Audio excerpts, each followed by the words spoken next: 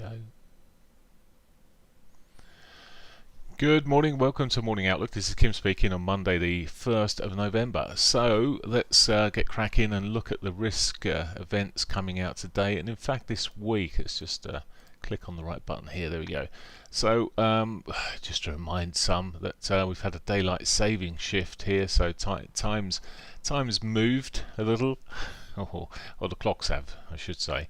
And of course the US catches up next week, so we're a week aside, so everything happens a little bit earlier this week. Anyway, what we've got coming out, well, not a lot today. We've got a French, Italian All Saints Day running on their bank holidays, and maybe a few other countries in Europe that also got the day off there. Aside of that, we've got not a lot actually. ISM manufacturing PMI might create a bit of volatility this afternoon, but it's really what's coming up in the week ahead, and it may settle things out. We've got the Australian rate statement on Tuesday, we've got the Fed on Wednesday, we've got the Bank of England on Thursday, so and of course non-farm farms on Friday. There's other news out. There's OPEC on Thursday. It's a busy week in terms of data and expectations maybe coming out. So there we go. That's what lies in store for us coming up here. So let's just pop this away for a moment. Lots of potential volatility, lots already starting to be built into the markets. We saw on Friday quite a major shift in the opposite way on the dollar. It regained the strength that it lost on Thursday there with some. Now that may have been driven by a number of other factors. There's the factors coming out over through. I mean, it was the end of the month, numbers coming through there. There may have been some squeezing going on of longs and shorts and all sorts going on there, but whatever it drove it, it's done. And at the moment looking bearish, and we could be seeing some more continuation on this. It's a pretty bearish bar, that one. Anyway, that's where we are sitting on a daily basis. Intraday, well, we got just looking at the weekly pivots are sitting above there. I did wonder this morning before I even looked at the markets whether we'd get a bounce, and there's the potential for it to come back to the prior lows. Maybe the weekly pivot above there is certainly potential. It may just completely reverse. There's a whole lot of pivots sitting around there. The weekly pivots, the daily pivots actually look like they're in a similar position. So new monthly pivot, of course. We're into a new month, new monthly and weekly pivots. That's what's all sitting there, and it does look like the daily pivots around there as well. So a nest sitting up above, but at the moment starting off on the weaker side. And well, where to if it goes to the downside? You have to come right out to the weeklies and have a look at what's going on. This bearish bar that we've seen on the weekly point of view, also pointing to the weaker side of things. The ECB wanting to keep rates down for now and avoid talk almost of changing rate level interest rates. But anyway, whilst they carry on doing that, other people just resign to the fact. And in fact, Goldman Sachs come out with a note that they reckon that the Fed rate will be shifted in July next year. Well, there's already, before they've even announced that, if you look on the Fed Watch, if I get the right one, this is the Fed Watch. It's June according to Fed Watch that there's a higher percentage of being 0.25, well, 0.5 or above. So they're really only in step with what's already showing on the markets there. Anyway, so that's it, the sort of news-wise this week. Lots of it. Be wary. And for the euro, yep, it could well be seeing more downside. But any upside moves, there's some targets there, and there's quite clean targets there. Right, the pound. Let's have a look at the pound. Pound sold off. I mean, where's the euro's right at its bottoms and pushing through. Well, the pound's got a bit of catching up to do here to join it really. At the moment it's held up pretty well. Friday it sold off strongly as well though, and it's off quite a bit this morning, already through, well, barging down. It looks like the monthly pivot. That's let's just go back there. Can't really see too well on here yet. It's not showing my monthly pivots too well, but looks like there's the monthly pivot. It's run through already, and just to say, just looking softer, certainly looking softer in euro this morning, as it sold off. Retracements may give opportunities for continuation. Either way, these, both the euro, both the pound and the pound, look soft at the moment. The yen also lost ground. The US dollar here pushing up further already this morning, and a good size move this morning through the Asian session. If you compare it to Friday's whole candle there, it didn't move quite as far as some of the other markets in terms of points, but still a solid move. Bull flag that's sitting up here. Could just see a continuation of that move over the coming days and weeks. And well, the yen has been sold off by the big money for some time, so I'm not surprised at this. And with other countries mentioning interest rate increases, well, particularly the US expectations there, I think we'll just see this continue in the over the bigger picture. Short term wise, there's nothing at the moment. It's already gone. Again, it's a case of patience for retracements if you're looking to join the parties to the upside. But there we are. Aussie dollar, again, this is sold off this morning. It's but much stronger position than the euro, for example, and the pound. Commodity currencies may benefit a little bit more out of these movements, but the more we talk about interest rate increases, no one likes them, and they eventually all tipple over. They may not tipple over quite so much, and at the moment though we're seeing it running backwards. Again, it's already hit the daily pivot here by the looks of it, the first thing this morning, and well, looking bearish again. Patience for some retracements there. Canadian dollar softening against the US here. It's dancing around whilst the interest rates may be increased in Canada before they happen in the US. It's still softening, and this morning already quite a chunk up there. Bigger picture, we'll see how things go. We've got OPEC meeting this week that could affect the Canadian dollar as we go through the week. Of course, got non-farms coming out later, etc. So there's plenty of things there that might see this correct itself. I still see it as one of the stronger currencies overall, but at the moment seeing a bit of a correction.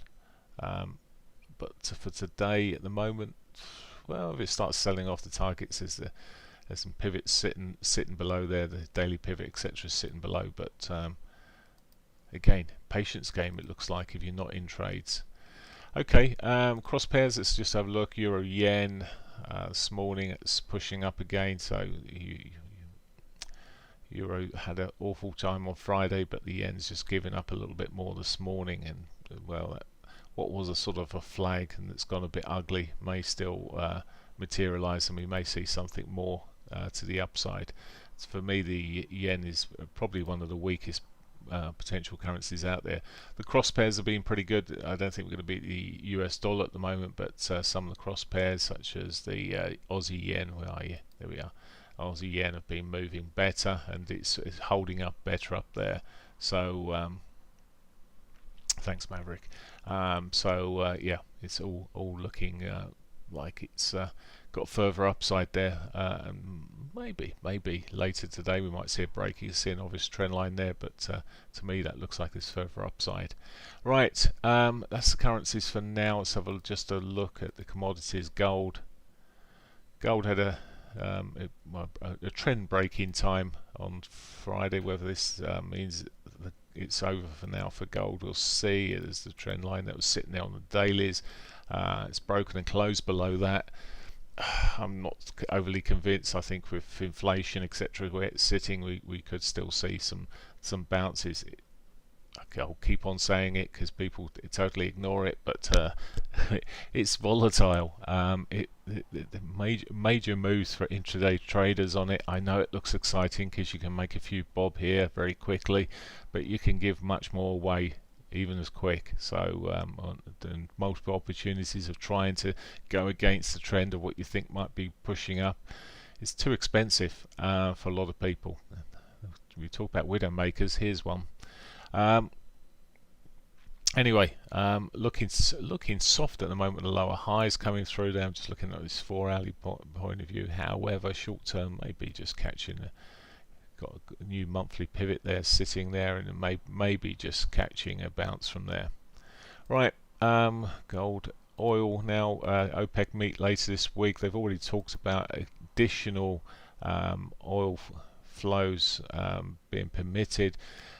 I said it last week that then they haven't. I was reading that they haven't actually been even pumping to what the current levels. They've been holding it back somewhat. So it'll be interesting. Maybe the flows start coming back on stream a little bit as they resume production. But it's been quite slow. But they're talking about increasing the amount of barrels per day that they were intending to increase even further. So we'll see what that does to the price of oil. Methinks they're timing it in pretty well, but it may just hold oil up. But looking at it at the moment, a little bit of a sell back, maybe. Lower highs came in last week there, then it jumped around.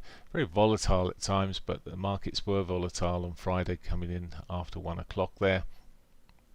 At the moment it's just almost looks like it could roll over, but may just hang in there this afternoon and see if there's this sort of break of this trend line. If it starts pushing up later, I may have a go. It's still got on this 60-minute time frame higher lows, higher highs, so it's to give it one more try, but I think it might be a week to leave it alone as we go into Tuesday, Wednesday. Right, that's oil. Switching across then to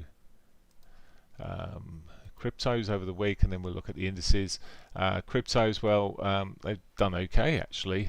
They've held up in there. Often we see quite big sell-offs kicking through on a Saturday, Sunday, but minor sell-offs and in range. Pushing up this morning and looking more positive. In fact, Ethereum looks more positive in terms of further upside. Just come back to Bitcoin. Bitcoin put in a lower high last week and did look like it might have a bit more of a correction back to some support, but at the moment it's doing pretty well and looking back on a bullish path. And Ethereum to me just looks cleaner and more bullish at the moment. Ripple holding down there. It's not moving. There's a lot of these currencies are just sort of running pretty much sideways. Cardano still pushing down. A lot of currencies sitting there a little bit on the flatter side. As I say, Ethereum really is the one that's having a better time of things, and of course Bitcoin in the bigger picture. Right, that's the cryptos, the indices then. Really is just have a look at the things, the Hong Kong market, the Hong Kong CSI 300 then. Well, just another little update, but it will gap down in the first place a little bit, push back up, holding its own really, but actually it's down compared to the previous close there. So up on its open, down on the previous, still looking a bit on the bearish side. However, the Nikkei pushed up high, big gap there. Maybe that's the target to be filled tomorrow. At the moment, equity markets are doing okay. If we come across into the times at 885, good. See the FTSE's up this morning, back into near enough new near-term highs again. Not far off there, maybe pushing up later. The DAX, if I can find it, what have I done with it? Here we are. It's alright. Just lost a bit of movement. DAX pushing up this morning as well, gaps up quite a bit there. That might cause traders to be shorting it to fill the gap. The CAC, the CAC's really pushed up Friday, really benefited and looking okay. S&Ps, well, again, new all-time highs there on Friday, and again this morning actually in the futures, still pushing up. These are just to be avoided at the moment. The way these markets are running, just go with the flow, as they say, and it's certainly to the upside. Opportunities coming from retracements potentially. Still looking at the bigger money. It's been coming out up until last week. I haven't looked at this current week yet. I'll do that this morning and get a bit more view of it. But the money's largely been coming away from the equity markets. Interest rates and rises in equity markets don't go down too well, so we'll see how things are shaping up today, but in our trading room. But for now, looking positive there. Okay, that's pretty much it for me. I'm going to wish you a great day's trading and trade safely. Catch you tomorrow. Oh, ZAR looks weak. Yeah, it always does. ASX 200 weaker. I haven't looked at it, John. Just too many markets to look at there, but I'll take your word for that. Right, I'm going to leave you to it. Have a great day, and catch you, as I say, tomorrow morning. Take care. Bye for now. Blinking now, I'd be looking at about 1,000 markets at this rate.